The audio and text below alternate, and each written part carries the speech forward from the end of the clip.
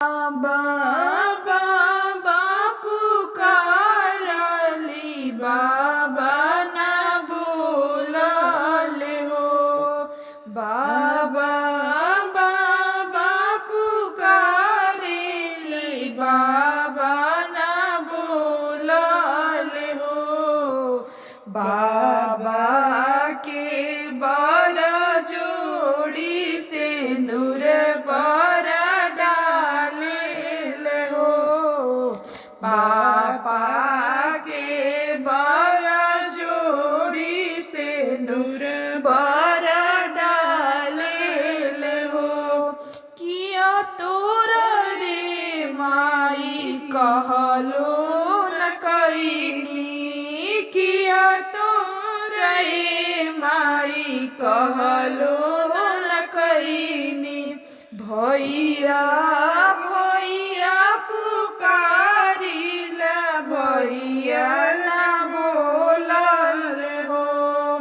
भैया भैया पुकारिला भैया ना बोलल हो। भैया के बर जोड़ी से दूर बर डाले हो। भैया के बर जोड़ी से दूर बर डालल हो। किया तोरा रे भाभी किया तोरा रे भाभी कहलो न कईनी। किया तोरा रे भाभी कहलो न कईनी।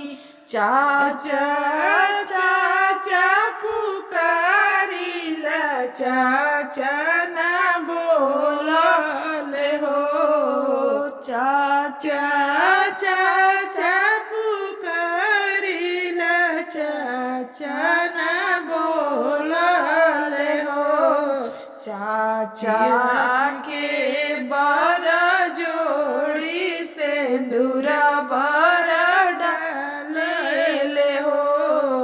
चाचा के बर जोड़ी से दूर बर डालले हो।